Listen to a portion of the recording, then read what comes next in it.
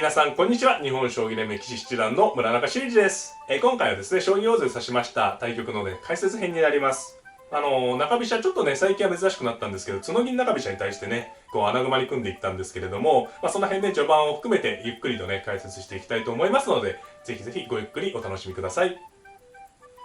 はい、ではね、早速解説をやっていきたいと思います。私は先番でね、2六歩からスタートしました。4三銀でまずこれでここまではね、もしかしたら矢倉もあり得たんですけれども、4三銀で矢倉が消えたということですね、相手の方のね。で6八玉に5二飛車でね、振り飛車が確定しました。で7八玉3三角に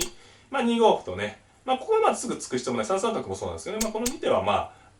いずれ指す手なんですけどね、ここで入りました。で相手の方が6二玉と、ここがね一つ作戦の分岐点でして、何個前か忘れたんですけど、ちょっと急戦でね、棒銀でいくような、将棋もあるところですね。実際5七銀と上がりましてね、持久戦模様に、行きました。基本的に右銀が上がっていく形っていうのはね、持久戦の時は必ず必須というかね、形になります。で、5四歩に7七角とね、上がって、深くね、王様を囲っていくと。角をどかして王様を囲っていくということですね。で、7二玉に8八玉。ね、この3二金がね、序盤の実は大きなポイントの手ですよね。この3二金というのがね、振り飛車の中でも、特に中飛車の時にね、すごく相性がいいとされている形でして、穴熊は基本的には組みに行ってですね、組み上がるのにすごく時間がある程度かかる形なので、一回組みに行ったらどんどんね、香車上がって王様上がって引いて組んでいきたいんですが、この3二金がね、ちょっと変わった手というかね、対穴熊のシフトの手なので、この手をね、見てちゃんと備える方が実はいいんですね。ここで9八香と上がる手ももちろんあって、9八香でももちろん形勢互角な将棋ではあるんですけれども、3二金を見てね、動かれるかもしれないと思って9八香と上がるのと、とにかくね、穴熊とかって思ってね、9八香と上がるので、ちょっとだいぶね、指してる時に感じも違ってくるのでね、逆にここのところで例えば8二玉のような手ですと、ここで8二玉ですとね、相手の方も王様を普通に囲う手なので、9八香でも何ら問題ないというか、ある程度安心してね、こちらももう自由に指していいようなところなんですけれども、3二金ってのはちょっと王様からね、離れて使っていく手なので、この手はね、ちょっと要警戒の手なんですね。で実勢は5八金とね、様子を見ました。ここで9八香と上がりますと、4五歩という手がね、一応あるんですね。この金を上がる前にね、4五歩ですと、飛車先がね、止まってないので、防がれてないのでね、3三角成同桂2四歩とね、飛車先を攻めていく手があるわけですね。飛車先を攻めていく手が。3二金と備えることによって、4五歩とね、いつでも突けるようになってるんですね。9八香に4五歩とついて、例えば3三角成同桂の時にね、2筋が金に守られてるんですよね。なので、4五歩にもちろん6六と止めればね、穴熊を断念、角交換を断念すれば穴熊に組めるんですけれども、その場合も5五歩として動かれる可能性があるので、3二金っていうのはね、ちょっとなんていうんですかね、もしかしたら動いてくるかもしれない手なので、香車上がる手よりはね、先に金を寄せてね、離れ駒を消したことですね。要するにこれ9八香ですと、銀、金がバラバラですよね、全部ね。なので、金を先に上がっておけば、4五歩に対してね、対応しやすいという、考え方です。もちろんこれで4五歩とつく手もあったと思います。実戦はね、9四歩と、ついてきまして、さらに私もね、9六と、様子を見ました。ここで9八香ももちろんあるところなんですけれども、先ほど言った理由でね、相手の方の出方がまだはっきりしないので、まずね、ちょっと様子を見てるのお分かりいただけますかね。9八香と上がってしまうと、もうほぼほぼ9九玉からね、穴熊の将棋になってしまうので、穴熊になってしまうのでね、これで例えば4五歩でしたら、場合によっては7八銀と上がってね、すいません、失礼。7八銀と上がって、左美濃にね、組み替えることもできるんですね。例えばここで4五歩、7八銀と上がると、角交換の時にバランスのいいとされる形にできるという含みが残っています。実際6二銀でね、もうこれ明らかに、なんていうんですかね、普通の美濃囲いというか、振り飛車といえばね、美濃囲いに囲って、高美濃から銀冠ってね、囲いをね、発展させていく形が多いんですけれども、もう3二金から6二銀で、いわゆるちょっと力戦形っぽいね、これいわゆる角銀中飛車とも言われるんですけれども、形になってるのね、お分かりいただけると思います。もちろん自分がね、囲う時にね、自由に組んでいただいていいんですけれども、相手の方のね、形を見てね、どういうふうに動いてくるかっていうのをね、想定しながら指すのがとても大事ですね。はい。で、6六歩と。これはまあ4五歩とね、いよいよ次に、ここで次に4五歩とついてくる可能性が極めて高いので、早めにね、先にこちらで6六歩とついて対応しました。で、6四歩に金を上がってね、こう中央から、6二銀、3二金で、こう中央から攻めてきそうなので、私の方も穴熊に組むより先に、こう中央に金銀を並べて厚くしたということです。はい。で、相手の方は、7四歩。で、まあ、ここまで組んだんでね、いよいよ9八香と上がって、まあ、中央がね、こんだけ金銀3枚ね、金銀と角でね、受けてますから、こんだけ備えておけば穴熊に安定してね、組めるよっていうことです。はい。で、9九玉と下がりまして、相手の方6二金。まあ、ここは難しいですね。8二玉から7二金というね、バランス重視の形。まあ、なんですけれども、深く囲うね、手もあったところです。で、6二金に8八銀。で、7三桂と。そうですね。この形がね、すごく、まあ、美しいですよね。なんか穴熊の硬さ対、角銀中飛車のバランスということで、まあ、この局面はほぼ互角な局面ですね。はい。好みが分かれますかね。こう結構、まあ、王様ね、固めるより、なんていうんですかね、バランスよくこう配した角銀中飛車のが、まあ、好きだよっていう方も多いかと思います。はい。で、3六歩つきました。ここはですね、まあ、7八金とか7九金とか、まあ、やる手もあるんですけれども、場合によっては78、これ7九金ならね、もう囲いが完成なんですが、場合によっては7八金とね、こちらに上がりまして、7八金と上がって、この5七の銀を6八銀、7九銀。右ね、7九銀右。7八金、6八銀、7九銀右ということで、こう松尾流穴馬っていう形なんですけれども、さらに固める含みを残したわけですね。まあ、7九金と寄ってしまうとね、こう7九金と寄ってしまうと、もう6八銀と引いたと7九銀の形がないので、まあ、3六歩とね、先に突くことで、まあ、例えば相手の方がここでまあ8四歩のような手だった場合時に、まあ、7八金か7九金かまたそこで選べるような状態ですね。もちろん先に寄っとく手も普通なんですけれども、まあ、ちょっと欲張った手ですね。で、相手の方はね、1四歩、1六に5五歩とね、いよいよ動いてきました。まあ、ここは8四歩とかね、様子見とく手もあったと思います。ただ4五歩はちょっとつきにくいですかね。4五歩はこうね、もう角道が止まった状態なので4五歩つけるんですけど、4五歩つくと3三桂、3七桂っていうのがすぐこの太りになってきて、まあ、こう、桂飛ばれてね、すぐこの歩を狙われ、ついた歩をすぐ狙われるのはね、振り飛車としても不満かもしれません。まあ、実際5五歩同歩同飛車とね、これ中飛車のね、さばきなんですが、まあ、ここが私のね、分岐点ですね。私の方としましてもね。主にね、対策は、3つありますかね。まあ4つかな。まあ1つ目がまずまあ5六と普通に受けると。まあこれ一番無難ですよね。5六無難。まあ、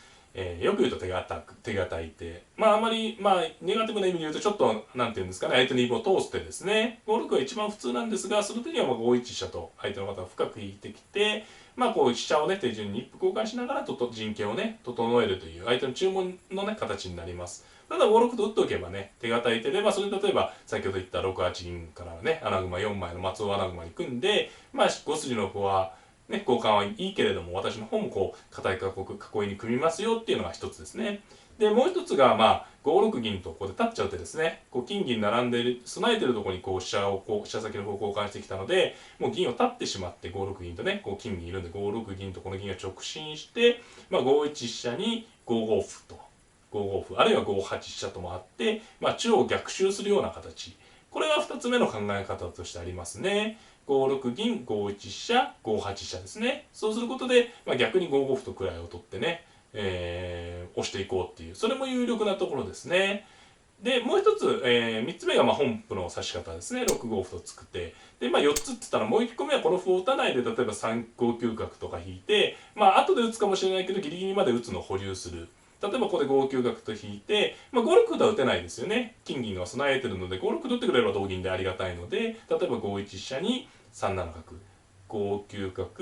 5一飛車、3七角と、この歩を打たないで指すのは、まあさっき言った4つ目ですね。で、まあ、本局はね、6五歩という3つ目の指し方ですね。これで一番きつい手ですね。手の中では一番、候補手の中では、まあ、5六歩が一番穏やか。その代わり相手の方のね、相手の言い分が通る手。で、5六銀はまあ結構、まあ自分の方も主張していくよって言って、で、3つ目のこの6五歩はね、許さんに近い、ちょっと、なんていうんですかね、こう、戦いを起こしても構わないよっていう一番ちょっとハードな、過激な手ではあります。はい。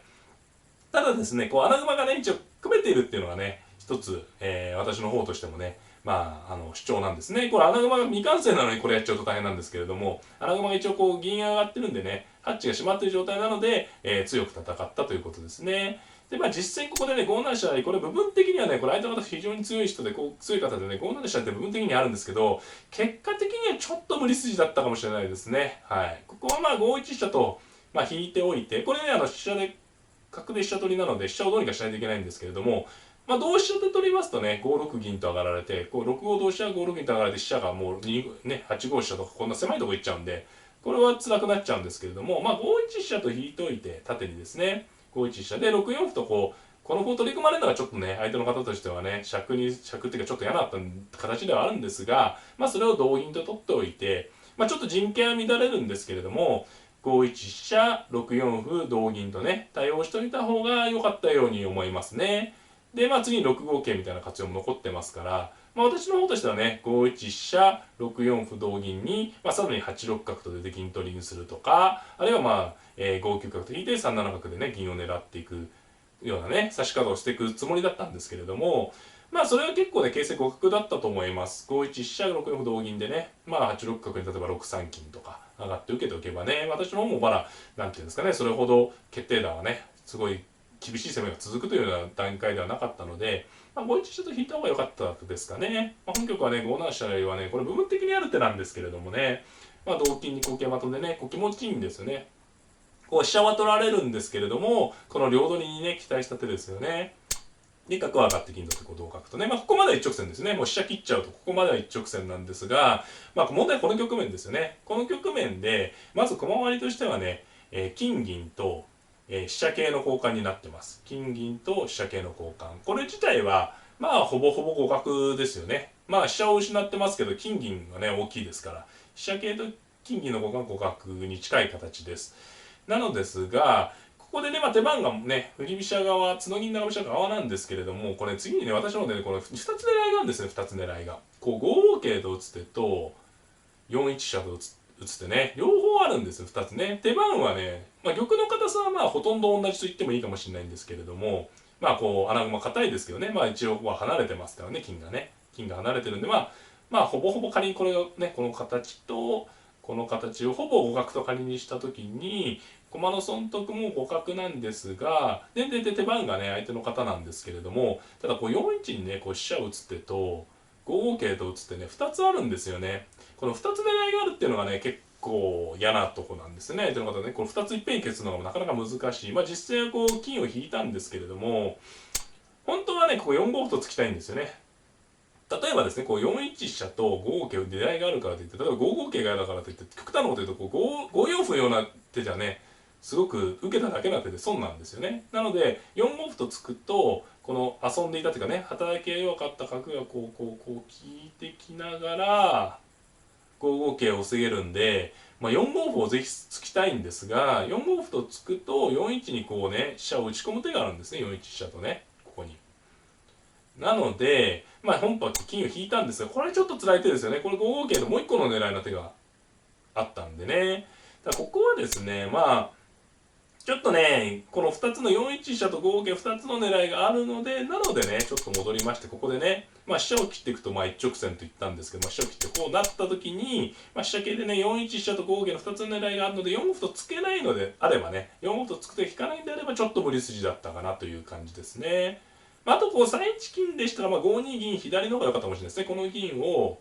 5二に引いておくと、4一飛車を防ぎつつ、銀でですね、4一飛車を防ぎつつ、5五桂もね、5四銀とか両取りにならない形で受けれますね。この銀を5二銀と引くことでですね。ちょっと3一金だったんで、5五桂、これが入ってね、これでちょっと穴熊ペースになりましたがね、これで、銀引いてこうなってね、交換になったんですけど、こうすると駒の損得が、先ほど飛車桂と金銀だったんですけど、この飛車銀と金銀なんですね。飛車銀と金銀に縮まって、かつね、今度私の手番ですから、ここで形勢がね、2四歩とつくってね、優勢になりましたね。ですので、ちょっとこの本局の大きなポイントとしましたね。ここでまずは5七飛車成が成立するかどうかが大きなポイントでした。それにね、成立するかどうかのポイントとしては、この時に、4一飛車と5五桂の2つの狙いがあるのがね、大きかったということですね。5二銀と引いたりとか、あるいは4五歩とついて、4一飛車に5一歩と打ってね、まあ桂馬を取られても3一金打ちとかね、まあそういう戦い方はあったとは思うんですけれどもね。まあ実際ここ3一金で引くのはね、ちょっとね、辛い手ですよね。大さばきした後に受けるだけの手になっちゃうんで、はい。なので、実際はこう剥がしてね、2四歩から攻めていって、こっからはね、まあ穴熊のペースですね。で、まあ9五歩はね、相手の方の実力を示した手というかね、一番、穴熊に、圧力をかけて厳しい手です。これをね、同歩と取りますと、9七歩と打たれてね、同香9六歩とか8五桂とかね、どんどん攻められちゃうので、まあ、こう取り組まれてもバラ王様にね、遠いので、逆にね、5三歩と打っていきました。これは9六でしたら5二歩成でね、私の方は攻めが早い形です。大体方同金なんですが、角を取って5一飛車ね、この手きついですよね。金取りと香取り。まあ、この金もそうなんですけど、この香取られちゃうとね、直前に指した9五歩が無駄な手になってしまうので、まあ、相手の方はこちらを受けたんですが、この金ボロはね、金ボロと取ったのは大きいですよね。で、9六と取り込んで5四歩。こういうのがね、手筋ですね。まあ、歩じゃないとね、捨てる駒、ここに銀を捨てるわけいかないんですけど、歩を叩くことでこう弱体化させて飛車を成りました。この5四歩の意図としましてはね、こう打っておくことで、この下成りがね、次に、6一竜と切りまして、6一竜、同玉、7二金と。この次ですね、私の手番が来た時に、6一竜、同玉、7二金と打ってた時に、金がこう上に上がってますから、この銀がね、連結が離れてるんですよね。なので、6一竜、同玉、7二金からの詰めろがかかってたわけですね。で、相手の方は歩を受けてね、金が上がっちゃった分歩を受けたんですが、これ一手ね、多いね、得しましたよね。一手得っていうか、一歩やることで、一手早く攻めることができました。で、これもね、実戦の時に言ったんですけど、こういう時にね、ぜひ覚えてほしいですね。こう、多分指してる時皆さん、こう、飛車でね、攻めてった時に、まあ、こう、歩でね、こう止められることってあると思うんですけれども、まあ、竜の利きですね。竜の利きを歩で止められたりした時に、止められたので、すぐ止められたやつを使う手を考えた方がいいですね。要するに、この場合、止められた状態でずっと戦ってしまうと、こう、ぶつかってるとこ歩ですから、常にこの駒の働きが悪くなります。で、この場合はですね、こう止められたんですけれども、次のこの竜引きがね、これ味がいいですよね。今こう歩で止められたんですが、一転して今度こっちに利かすと。そうするとこの5一の歩がね、なんていうか働きがね、5三に歩が打てないですね、むしろね、ここに歩打っちゃってるんでね。という感じでリズムよく攻めれます。こう竜の利きをね、止められた時は、まあ、止められた竜をね、なるべく動かすということを考えていただくといいと思います。まあ、実際銀打ってね、抵抗したんですが、ここからね、即詰みになりました。ここでまあ、8五桂で打っといたりですね、まあいろいろ、まあ勝ち、局面はね、大きな駒得ですし、小勢なんですが、まあ、本番ズバッとね、切りまして、ここで頭から打っていって、以下はね、ちょっと難しいんですけど、即詰みですね。王様を引けば頭金。で、実際は同玉だったんですが、8五に桂馬を打ちまして、王様引く場所が、6二、7二、8二の3箇所。まあ、実際は上に上がったんですが、下に引いても、角金銀持ってますので、6二玉、7二玉、8二玉、いずれもね、7三に銀を打てば、詰む形となります。で、まあ実際上に逃げたんですが、7三角と打ちまして、これもね、王様よれば9五金までの一手詰め。まあ桂馬を取るしかなくて、8六金とね、金打つのはまず急所ですね。7六に逃げられないように金を打ってしっかり抑えます。で、実際は9四玉と逃げる一手に、穴馬の香車が走って、まあこの局面で即詰みとなりました。はい、いかがだったでしょうか。今回はですね、将棋大勢指しました対応の解説編をお届けしました。今回の戦況はですね、角銀中飛車。もうまあ昔からあるね、ちょっと角道を止める、まあ若干ね、レトロな雰囲気もあるような、作戦なんですけれどもね、まあ近年は結構雁木系なども見直されてきまして、まあ一部でね、こう人気も再燃しつつある形でもありますので、まあぜひね、序盤の指し方などね、考え方などをね、参考にしていただければ嬉しく思います。はい、この動画が良かったなという方は、グッドボタンを、チャンネル登録の方もぜひぜひよろしくお願いいたします。それではまた。さようなら。